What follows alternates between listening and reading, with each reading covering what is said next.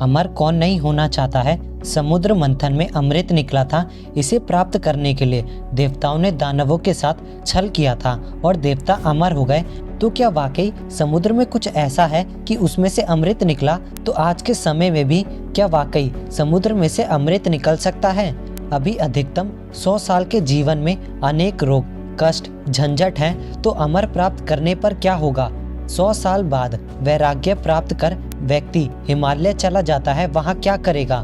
Bore हो जाएगा, तो फिर वापस से संसार में आकर रहेगा। बस यही सिलसिला चलता रहेगा।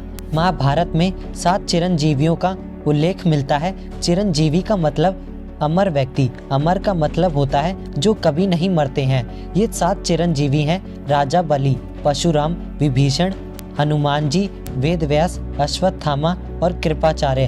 हालांकि कुछ विद्वान मानते हैं कि मार्कंडेय ऋषि भी चिरंजीवी हैं। माना जाता है कि ये सातों पिछले कई हजारों सालों से इस धरती पर रह रहे हैं। लेकिन क्या वाकई धरती पर रहकर इतने हजारों वर्ष तक जिंदा रहना संभव है?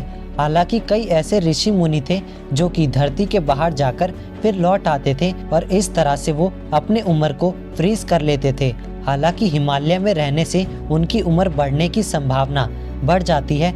हिंदू धर्म शास्त्रों में ऐसे कई कथाएं हैं जिनमें लिखा है कि अमर प्राप्त करने के लिए फलाना फलाना दैत्य और साधु ने घोर तप करके शिवजी को प्रसन्न कर लिया था। बाद में उसे मारने के लिए भगवान को भी काफी मेहनत करनी पड़ी थी। अमर होने के लिए कई ऐसे मंत्र हैं जिनके जपने से शरीर हमेशा युवा बना रहता है।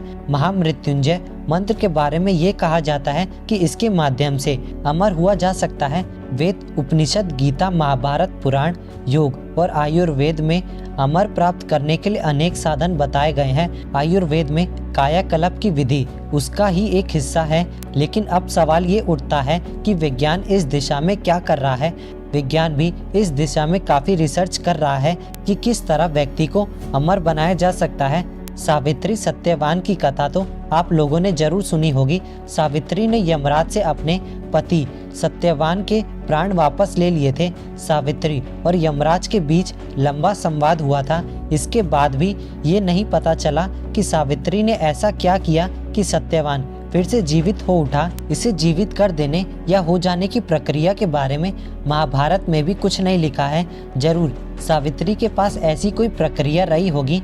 जिस दिन ये प्रक्रिया वैज्ञानिक ढंग से ज्ञात हो जाएगी, हम वास्तव में अमर हो सकते हैं। आपने अमर बेल का नाम जरूर सुना होगा। विज्ञान चाहता है कि मनुष्य भी इसी तरह का बन जाए। ये काया पलट करता है और जिंदा बना रहे। वैज्ञानिकों का ये समूह चरणबद्ध ढंग से इंसानों को अमर बनाने में लगा हुआ है। समुद्र में जेलीफिश नाम की एक मछली पाई जाती है। ये तकनीकी दृष्टि से कभी नहीं मरती है। अगर इस मछली को कोई मारे ना तो ये मछली कभी नहीं मरेगी। इस कारण इसे इम्पोर्टल जेलीफिश भी कहा जाता है। जेलीफिश बुढ़ापे से बाल्यकाल की ओर लौटने की क्षमता रखती है।